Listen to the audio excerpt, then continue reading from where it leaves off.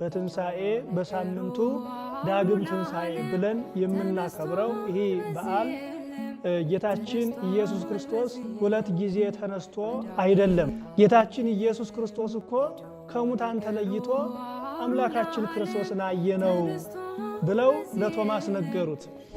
በተዘጋው ቤት በሩ ሳይከፈት ቅዱሳን ሐዋርያት ቶማስም ጭምር በተሰበሰቡበት ቦታ ላይ በተዘጋው ቤት ተገለጠላቸው።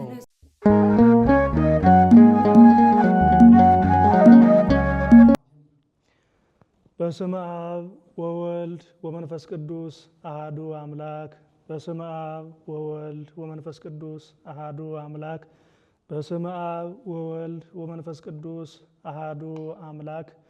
ቅድመ ዓለም የነበረ ማዕከለ ዓለም ያለ ዓለምን አሳልፎ የሚኖር በሞቱ ሞታችን በሕመሙ ሕመማችን ያራቀልን በትንሣኤው ትንሣኤያችን የሰበከልን የገለጠልን የቸርነት ባለቤት የምህረት አምላክ መድኃኔ ዓለም ክርስቶስ ስሙ ለዘላለም የተመሰገነ ይሁን። ውድ ኦርቶዶክሳውያን እንኳን ለጌታችን ለአምላካችን ለመድኃኔ ዓለም ክርስቶስ ዳግም ትንሣኤ ያደረሳችሁ። ጌታችን አምላካችን መድኃኔ ዓለም ከክፉ ነገር ሁሉ ጠብቆ በምህረቱ በቸርነቱ በይቅርታው ለዚህ ሰዓት ስላደረሰን ስለሚጠብቀን ስለሚመግበን ስሙ ለዘላለም ከአጽናፈ ዓለም እስከ አጽናፈ ዓለም የተመሰገነ ይሁን። እግዚአብሔር አምላካችን እንደወደደና እንደፈቀደ የምንማማርበት የትምህርታችን ርዕስ የሚሆነው ወተንሳይኩ በስልጣነ ባሕቲትየ፣ በገዛ ስልጣኔ ከሙታን ተለይቼ ተነሳሁ። ሃይማኖተ አበው ምዕራፍ 73 ተራ ቁጥር 14 ላይ ያለ ኃይለ ቃል ነው። ይህንን ኃይለ ቃል የተናገረው ከቅዱሳን ሊቃውንት መካከል አንዱ የሆነው የሃይማኖት ምሰሶ የተባለው ቅዱስ ቄርሎስ ነው የተናገረው። ወደ ኋላ ሲጀምር ወኢሞተ መለኮትየ፣ መለኮቴ አልሞተም ይላል። ጌታችን አምላካችን ኢየሱስ ክርስቶስ ለኛ ለሰው ልጆች ብሎ በመጽሐፈ ኪዳን ተሰቅለ በእንቲአነ ለኛ ብሎ ተሰቀለ ተብሎ እንደተነገረ ያደረገው ነገር ሁሉ ለሰው ልጅ ብሎ እንደሆነ ቅዱሳት መጻሕፍት ይመሰክራሉ።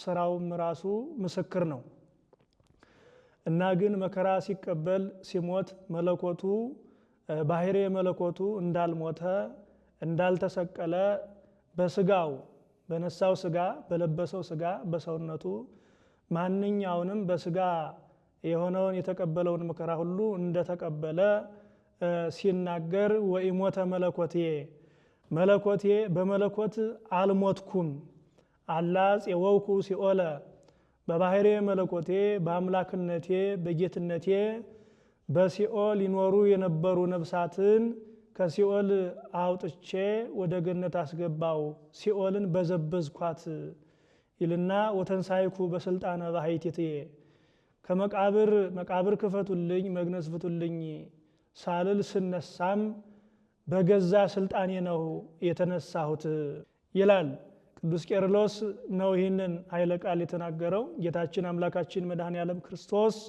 እንደሚታወቀው በሞተ በተቀበረ በሶስተኛው ዕለት ሙስና መቃብርን አጥፍቶ ዲያብሎስን ድል ነስቶ በአካለ ስጋ ወደ መቃብር በአካለ ነፍስ ወደ ሲኦል ወርዶ ነፍሳትን ከሲኦል አውጥቶ ከሲኦል የወጡት ነፍሳት በጌታቸው አምላካቸው በመድኃኒታቸው በኢየሱስ ክርስቶስ ነፃነት ተሰብኮላቸው ወሰበከ ሎሙ ግዛነ ለእለ ይነብሩ ለእለ ሙቅታ ትነብር ነፍስቶሙ፣ ነፍሳቸው በባርነት በግዛት በጨለማ ትኖር ለነበሩ ነፍሳት ነፃነትን ሰበከላቸው ብሎ ሊቀ ሐዋርያት ቅዱስ ጴጥሮስ እንደተናገረው ጌታችን አምላካችን መድኃኔ ዓለም ክርስቶስ ከሙታን ተለይቶ ነፍሳትን ከሲኦል አውጥቶ ወደ ገነት ሲያስገባቸው በዚህ ጊዜ ነፍሳት ከአዳም ጀምሮ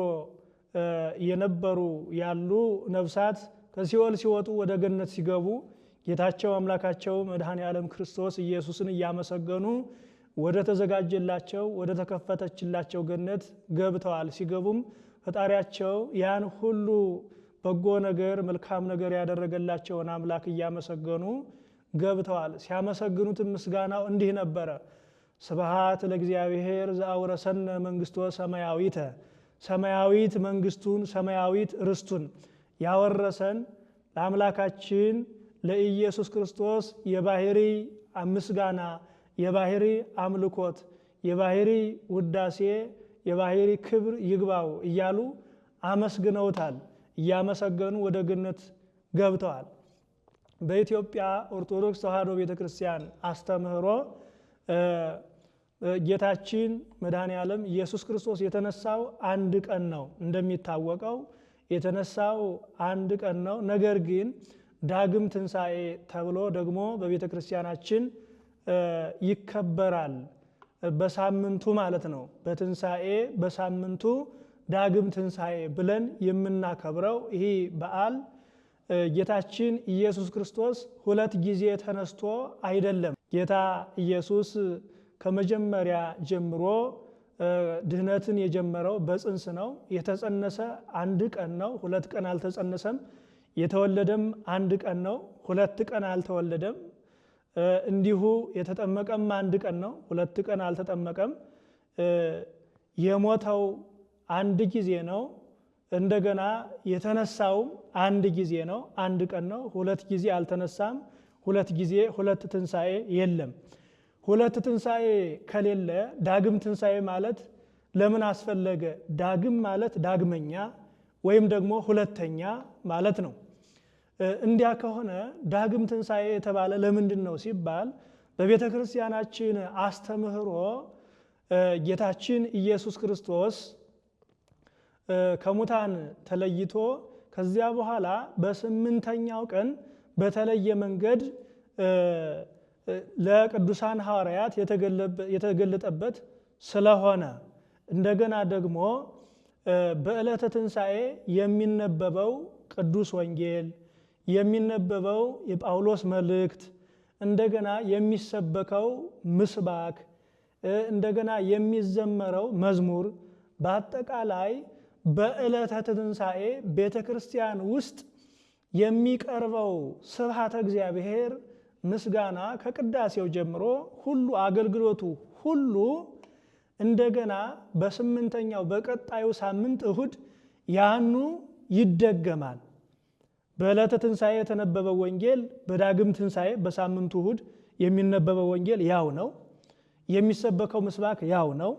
የሚዘመረው የቅዱስ ያሬድ መዝሙር ያው አንድ ነው። ትንሣኤን የሚነካ ትንሣኤን የሚያወሳ ትንሣኤን የሚሰብክ የሚያስታውስ ነው። እያንዳንዱ አገልግሎቱ ሁሉ እንደ ትንሣኤ ነው። ከቅዳሴው ጀምሮ ቅዳሴው ምንም እንኳን እንደ ዕለተ ትንሣኤ እንደ ዕለቱ እንደ ትንሣኤ ከሌሊቱ 6 ሰዓት ባይገባም እንኳን ቀደም ተብሎ ቅዳሴ የሚገባ የሚጀመር ስለሆነ አገልግሎቱ ከዚህኛው ትንሣኤ ጋር የሚመሳሰል ስለሆነ ይህኛው አገልግሎት እንደገና በሳምንቱ ስለሚደገም ዳግም ትንሣኤ ተብሏል። ሌላው ጌታችን ኢየሱስ ክርስቶስ ከሙታን ተለይቶ ሲነሳ እንደሚታወቀው ሁሉ በቅዱስ ወንጌል እንደተጻፈ ለቅዱሳን ሐዋርያት ተገልጦ ታይቷቸዋል። ለቅዱሳት አንስትም እንዲሁ። በዚህ ጊዜ ግን ከቅዱሳን ሐዋርያት መካከል አንድ ሐዋርያ ነበረ። የጌታችን የአምላካችን የኢየሱስ ክርስቶስን ትንሣኤውን ያላየ አንድ ሐዋርያ ነበረ። እሱም ሐዋርያ ስሙ ቶማስ ይባላል።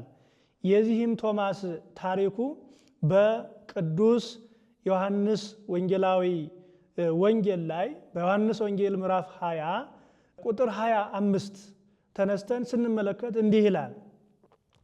ወሃሎ አሃዱ ብእሲ አሃዱ እማስርቱ አሃዱ አርዳኢሁ ዘይብልዎ ዲዲሞስ ኢሃሎ ሶበ መጻ እግዚእ ኢየሱስ ሀቤሆሙ። ስሙ ዲዲሞስ የተባለ ቶማስ የሚባል አንድ ሐዋርያ ነበረ ይላል። ይህም ሐዋርያ ጌታችን አምላካችን መድኃኔ ዓለም ክርስቶስ ከሙታን ተለይቶ ተነስቶ ለደቀ መዛሙርቱ ሲታያቸው ከነዚህ ቅዱሳን ሐዋርያት መካከል ይህ ሐዋርያ ዲዲሞስ የተባለው ቅዱስ ቶማስ አልነበረም። የጌታን መነሳት ሌሎች ቅዱሳን ሐዋርያት በዓይነ ሥጋ እንደተመለከቱ ይህ ቶማስ አልተመለከተም፣ አላየም ነበረ ይላል። ከዚህ በኋላ በስምንተኛው ቀን ማለት ነው ወይቤልዎ ካልአን አርዳኢሁ ሪናሁ ለእግዚእነ። ከዚህ በኋላ ቅዱስ ቶማስ የጌታችን የኢየሱስ ክርስቶስን ትንሣኤ ካዩ ከቅዱሳን ሐዋርያት ጋር ሲነጋገር ስለ ክርስቶስ ጌታችን ኢየሱስ ክርስቶስ እኮ ከሙታን ተለይቶ አምላካችን ክርስቶስን አየነው ብለው ለቶማስ ነገሩት። በዚህ ጊዜ ቶማስ እነሱ እንዳዩ አላየምና አንድ ቃል ተናገረ። ወይቤሎሙ እመ ኢርኢኩ እደዊየ ወእገሪ እመ ኢርኢኩ እደዊሁ ወእገሪሁ ሀበቀነውዎ። ክፉዎች አይሁድ የቸነከሩትን እግሮቹን የቸነከሩትን እጆቹን ካላየሁ ወኢገሰስኩ ወኢወደይኩ እደዊየ አጽባይትየ ውስተ ቅንዋቲሁ፣ የተቸነከረበትን ካላየው በእጄ ካልዳሰስኩ እያምን አላምንም አላቸው ይላል። አሁን እዚህ ላይ የምንመለከተው እንግዲህ ማወቅ ሲፈልግ ማረጋገጥ ስለፈለገ ነው። እኔ እናንተ ስላላችሁኝ እኔ አላምንም፣ በእጄ ካልዳሰስኩ በዓይነ ሥጋዬ ካላየው አላምንም አላቸው። ይህን ያላቸው ቅዱስ ቶማስ ተጠራጥሮ አይደለም፣ ማወቅ ፈልጎ ነው። እንዲያውም ሊቃውንት አባቶቻችን ሲተረጉሙ ቀደምት መንፈስ ቅዱስ የገለጸላቸው ቀደምት ሊቃውንት ቶማስ እንደዚህ ብሎ ካላየው የተቸነከሩ እጆቹን እግሮቹን ካላየው አላምንም ብሎ የተናገረ ሌሎች ቅዱሳን ሐዋርያት የክርስቶስን ትንሣኤ ሲሰብኩ አየን ሰማን ብለው ነው የሚሰብኩ። እሱ ግን በኋላ የክርስቶስን ትንሣኤ ሲሰብክ ሲያስተምር አይተሃል ወይ ብለው ሌሎች ሰዎች ቢጠይቁት መልስ ማግኘት ለመልስ ለመስጠት እንዳይቸገር አዎ አይቻለሁ፣ አዎ ዳስሻለሁ ብሎ ባየ በተረዳ በጎላ ለማስረዳት ለማስተማር ለመስበክ ብሎ ነው የጠየቀ ጥያቄውን ይላሉ አባቶቻችን። ከዚህ በኋላ ወምድረ ሰሙን መዋዕል ከስምንተኛው ቀን በኋላ ይላል እንዛሃለው ካይበ አርዳይሁ የክርስቶስ ደቀ መዛሙርት በአንድ በተዘጋ ቤት በነበሩበት ጊዜ ይላል። በስምንተኛው ቀን ያለው ከክርስቶስ ትንሣኤ ከእሁድ ጀምሮ ስንቆጥር እስከ ሳምንቱ እሁድ 8 ቀን ይሆናል። እስከ ዳግም ትንሣኤ ማለት ነው። እስከዚያ ቀን ድረስ 8 ይሆናል። ወምድረ ሰሙን መዋዕል ከስምንተኛው ቀን በኋላ በዕለተ እሁድ ይልና ወቶማስኒ ሀሎ ምስሌሆሙ በዝግ ቤት ቅዱሳን ሐዋርያት ተሰብስበው በነበሩበት ጊዜ ከነዚህ ቅዱሳን ሐዋርያት መካከል የጌታ የኢየሱስ ክርስቶስን ትንሣኤ ያላየው ቅዱስ ቶማስ ዲዲሞስ የሚባለው ቅዱስ ቶማስ ከነሱ ጋር አብሮ በነበረበት ጊዜ እንዘ እጽው ውእቱ ሆህት የነበሩበት ቤት ተዘግቶ ባሉበት ድንገት ጌታ ኢየሱስ ክርስቶስ በተነሳ በስምንተኛው ቀን በዳግም ትንሣኤ በዕለተ እሁድ መጻ እግዚእ ኢየሱስ ወቆመ ማእከሎሙ ጌታ ኢየሱስ ክርስቶስ በተዘጋው ቤት በሩ ሳይከፈት ቅዱሳን ሐዋርያት ቶማስም ጭምር በተሰበሰቡበት ቦታ ላይ በተዘጋው ቤት ተገለጠላቸው። ቆመ ማእከሎሙ በመካከላቸው ቆመ። ወይቤሎሙ ሰላም ለክሙ ሰላም ለእናንተ ይሁን አላቸው ይላል። ከዚያ በፊት ሰላም አልነበረምና በዮሐንስ ወንጌል ምዕራፍ 14 ቁጥር 27 ላይም ሰላም አሐድግ ለክሙ ወሰላም አቡየ እሁበክሙ ሰላሜን እተውላችኋለሁ የአባቴን ሰላምም እሰጣችኋለሁ አኮ በከመ ይሁብ ዓለም ዘእሁበክሙ አለ አነ እኔ የምሰጣችሁ ሰላም ዓለም እንደሚሰጣችሁ ሰላም ያለ አይደለም። ዓለም ዛሬ ሰላም ቢሰጣችሁ ነገ ሰላማችሁን ይነሳችኋል። ዓለም ዛሬ ቢያከብራችሁ ነገ ያዋርዳችኋል። ዓለም ዛሬ ቢወዳችሁ ነገር ይጥላችኋል። ዓለም ቢሰጣችሁ ሰርቶ ከእኔ ባገኘው ነገር ነው። እኔ ግን የምሰጣችሁ ከራሴ ከማንም ያልተቀበልኩት ከማንም ያልተዋስኩት ከራሴ ከባህሪ ገንዘቤ ከሆነ ነው የምሰጣችሁ ብሎ ሰብኮላቸው ነበረ ለቅዱሳን ሐዋርያት ለጊዜው። ፍጻሜው ግን በስሙ ላመኑ በስሙ ለተጠመቁ ሁሉ ነው። ስለዚህ ሰላም ለክሙ፣ ሰላም ናችሁ ወይ? ሰላም ለእናንተ ይሁን፣ ፍቅር አንድነት ለእናንተ ይሁን፣ መረጋጋት ለእናንተ ይሁን፣ ፍጹም የሆነ በጌታ የሆነ ፍጹም ደስታ ለእናንተ ይሁን አላቸው። ለነማ ለቅዱሳን ሐዋርያት። በዚያ ጊዜ ቅድም እንዳልኩት ከነሱ ከቅዱሳን ሐዋርያት ጋር ያልነበር ኑሮ የጌታ የኢየሱስ ክርስቶስን ትንሣኤ ያላየ ቅዱስ ቶማስ ነበረ። ከሱ ጋር አብሮ ሰላም ለእናንተ ይሁን፣ አስታርቂያችኋለሁ ከባሕርይ አባቴ ከአብ ከዚህ በኋላ አስታርቂያችኋለሁ። ከዚህ በኋላ መስቀል ቀርቶላችኋል ማለት መሰቀል፣ መከራ መቀበል፣ እንግልት፣ ጨለማ፣ በዲያብሎስ መገዛት፣ ሲኦል እሱ ሁሉ ቀርቶላችኋል። ሞተ ሥጋ ሞተ ነፍስ፣ ርደተ ገሃነም፣ ሙስና መቃብር፣ መርገም ሁሉ ቀርቶላችኋል። ይህን ደግሞ ያስቀርብላችሁ እኔ ለእናንተ ሙቼ ሙስና መቃብርን አጥፍቼ ከሙታን ተለይቼ መቃብር ክፈቱልኝ መግነዝ ፍቱልኝ ሳልል ተነስቼ ነው ይህንን ሁሉ መከራ ያስቀረሁላችሁ። ሰላምን ሰበኩላችሁ፣ ይቅርታን ሰበኩላችሁ፣ ትሕትናን ሰበኩላችሁ፣ አንድነትን አስተማርኋችሁ። በዘመናችሁ ሁሉ በደስታ እንድትኖሩ ነፍሳችሁ ሐሴት እያደረገች እንድትኖር ቀድሞ በብሉይ ኪዳን ቅዱስ ዳዊት ነፍሴሰ ትትፌሳህ በእግዚአብሔር ወትትሐሰይ በአድኅኖቱ፣ ነፍሴ በአምላኬ በፈጣሪ በእግዚአብሔር ደስ ትሰኛለች። ወትትሐሰይ በአድኅኖቱ፣ ባዳኝነቱ፣ በቤዛነቱ፣ በዘላለማዊ ቸርነቱ፣ በመድኃኒትነቱ ፈጽማ ደስ ይላታል ነፍሴ ብሎ ቅዱስ ዳዊት እንደተናገረ ከዚህ በኋላ ደስታን ሰብኬላችኋለሁ፣ ከዚህ በኋላ ነፍሳችሁ በደስታ ትኖራለች ብሎ ሰላምን ሰበከላቸው። በዚህ ጊዜ ለቅዱስ ቶማስ እንዲህ አለው ጌታችን አምላካችን ኢየሱስ ክርስቶስ ለስም አጠራሩ ክብር ምስጋና ይድረሰውና ወምዝ ቤሎ ለቶማስ አምፅ አጽባይተከ ዝየ ወግስስ ደውየ ወእገሬ። ቶማስ እስኪ እጆችህን አምጣ፣ የተቸነከሩ እጆቼን የተቸነከሩ እግሮቼን በጦር የተወጋ ጎኔን ተመልከት፣ በእጅህ ዳስ። ኢትኩን ናፋቄ አላ እመን እንጂ ተጠራጣሪ አትሁን፣ ልብህ የሚያምን እንጂ ተጠራጣሪ አይሁን ብሎ ለቅዱስ ቶማስ መከረው፣ አስተማረው። አልተቆጣውም።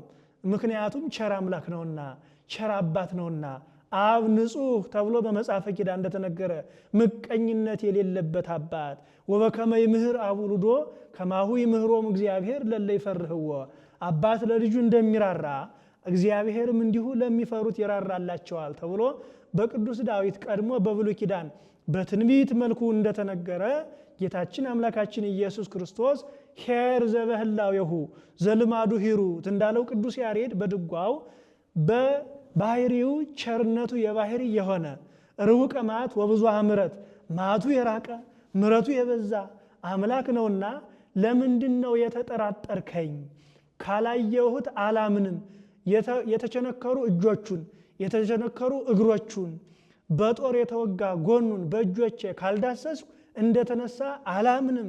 ለምንድን ነው እንደዚህ ያልክ ብሎ ሳይቆጣው፣ ሳይገስጸው፣ ሳያስፈራራው፣ ሳያስደነግጠው ምንድን ነው ያለው?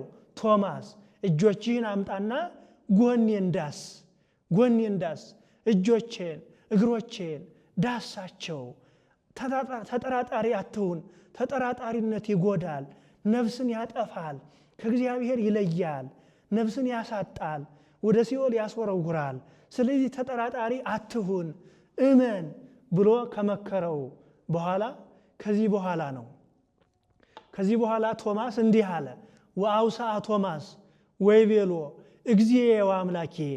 በዚህ ጊዜ አሁን ቶማስ እውነትም ክርስቶስ እንደተነሳ እውነትም ክርስቶስ ሙስና መቃብርን አጥፍቶ ዲያብሎስን ከነሰራዊቱ ወደ እንጦርጦስ አውርዶ ነፍሳትን ከሲኦል እንዳወጣ ወደ ገነት መንግሥተ ሰማያት እንዳስገባ እሱም ከሙታን ተለይቶ እንደተነሳ ቅዱስ ቶማስ ሲረዳ ምንድነው ያለው? እግዚእ ወአምላኬ፣ አቤቱ አንተ እውነትም ጌታዬ ነህ፣ እውነትም አምላኬ ነህ አለ እና ከዚህ በኋላ ቅዱስ ቶማስ እጁን አወጣና ወደ ጌታ ወደ ኢየሱስ ክርስቶስ ጎን አስጠጋና የክርስቶስ ኢየሱስን ጎኑን ሲዳስሰው እሳተ መለኮት ነውና አባ ሕርያቆስ በቅዳሴ ማርያም አብ እሳት ወልድ እሳት ወመንፈስ ቅዱስ እሳት፣ አብ እሳት ነው፣ ወልድ እሳት ነው፣ መንፈስ ቅዱስም እሳት ነው ብሎ እንደተናገረ ክርስቶስ ኢየሱስ በባሕርየ መለኮት እሳተ መለኮቱን አይቶ መለኮት ነውና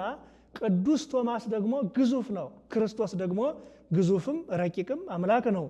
በሰውነቱ የሚታመም በአምላክነቱ የማይታመም የተዋሃደ ቃልን ስጋን የተዋሃደ አምላክ ነውና አምላክ ወሰብ ሰውም አምላክም በዚያ ላይ ደግሞ እንደ አምላክነቱ የሚያቃጥል እሳት ነውና ቅዱስ ቶማስ ሲዳስሰው በእጁ የቅዱስ ቶማስ እጁ ተኮማተረ፣ ተቃጠለ ይላል።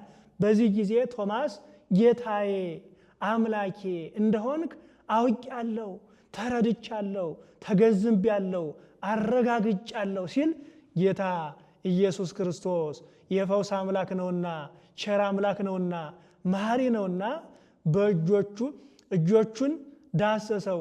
እፍ ሲልበት በዚህ ጊዜ የተኮማተሩ የተቃጠሉ በእሳተ መለኮት የነደዱ የቶማስ እጆቹ ተፈወሱለት ይላል።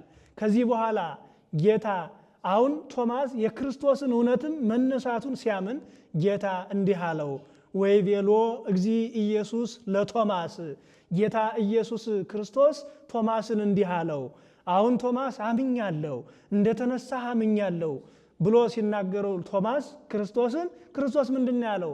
እመሪከኒሁ አመንከኒ፣ ስላየኸኝ አመንክብኝን? ብፁዓንሰ እለ እንዘ ኢይሬኡኒ ያአምኑኒ፣ ብፁዓን ንዑዳን ክቡራንስ ሳያዩኝ የሚያምኑብኝ ናቸው፣ ሳያዩኝ የሚያምኑብኝ ንዑዳን ክቡራን ናቸው ብሎ ጌታ ቅዱስ ቶማስን አስተማረው። ሳያዩኝ የሚያምኑብኝ ብፁዓን ናቸው ማለቱም በዚያ ዘመን ክርስቶስ ሥጋ ለብሶ በዚህ ዓለም ወንጌልን ለማስተማር ዓለምን ሁሉ ሲዞር የታመሙትን ሲፈውስ፣ እጅ ለሌለው እጅ፣ አይኑ ለታወረበት አይኑን እያበራ ማንኛውንም ስራ በጎ ስራ ለሰው ልጆች ሁሉ እየሰራ እያዩት አይሁድ ግን ባይናቸው አይተው አላመኑበትም ነበረ።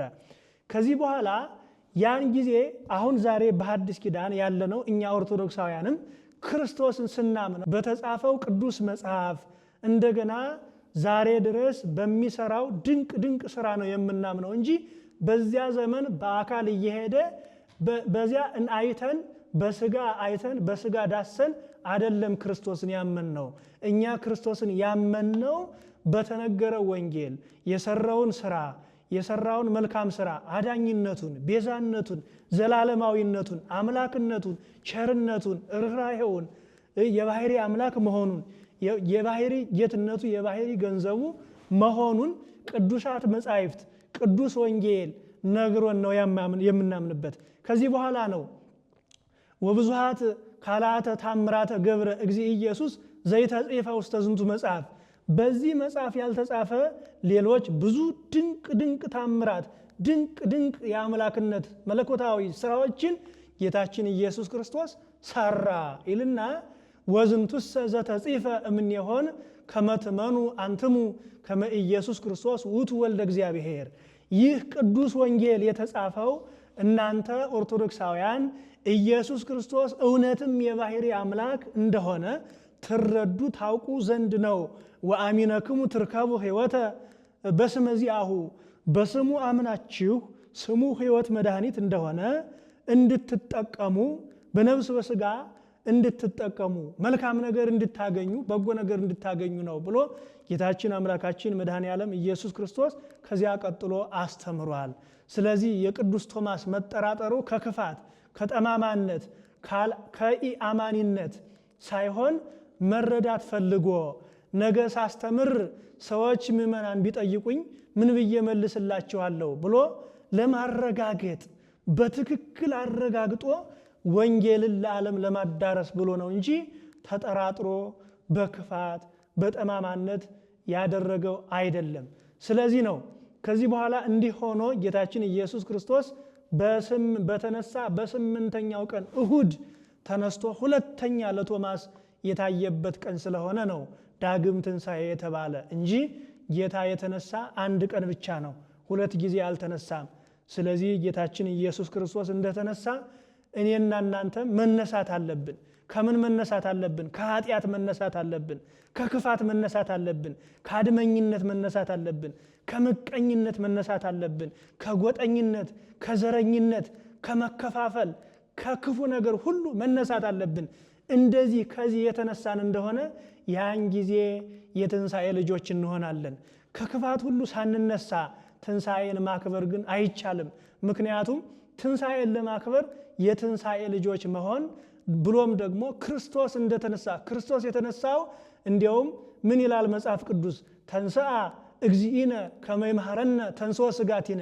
ጌታችን ኢየሱስ ክርስቶስ የተነሳ እኛ ሙተን ፈርሰን በስብሰን እንደማንቀር ዳግመኛ በነፍሳችን በዳግም ምጽአት በዕለተ ምጽአት እንደምንነሳ ስጋችን በመቃብር ፈርሶ በስብሶ እንደማይቀር አካል ገዝተን እንደምንነሳ ለማስረዳት ለማጠየቅ ሲል ነው ጌታችን ኢየሱስ ክርስቶስ የተነሳው። ወተንሥአ ከመ ያንብረነ በየማነ አቡሁ፣ በአባቱ ቀኝ ያስቀምጠን ዘንድ ጌታችን ኢየሱስ ክርስቶስ ከሙታን ተለይቶ ተነሳ ይላል። በአባቱ ቀኝ ያስቀምጠን ዘንድ ማለት ምን ማለት ነው? ቀኝ ያለው ክብር ነው። በክብር ያስቀምጠን ዘንድ ማለት ነው። በግራ ቁመት ያይደለ በቀኝ ቁመት፣ በዲያብሎስ ግዛት ያይደለ ነፃነት በሱ የሱ ልጆች እንድንሆን። ስለዚህ ይህን መሆን ይጠበቅብናል። ትንሣኤን ስናከብር እኛም ተነስተን መሆን አለብን። በእውቀት መነሳት አለብን። በትጋት መነሳት አለብን። በጸሎት ለጸሎት ተንሥኡ ለጸሎት ብሎ ዲያቆኑ እንደሚሰብከው ለጸሎት የተነሳን መሆን መቻል አለብን። እንዲህ ያደረግን እንደሆነ ያን ጊዜ የትንሣኤ ልጆች እንሆናለን።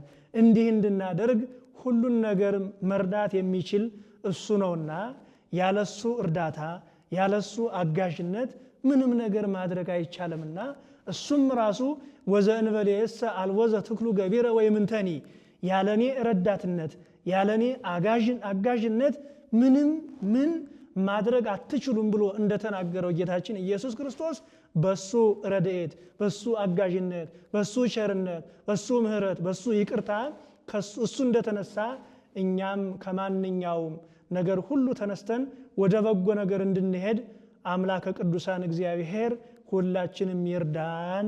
ስብሐት ለእግዚአብሔር ወለወላዲቱ ድንግል ወለመስቀሉ ክቡር። ይቆየን። አሜን።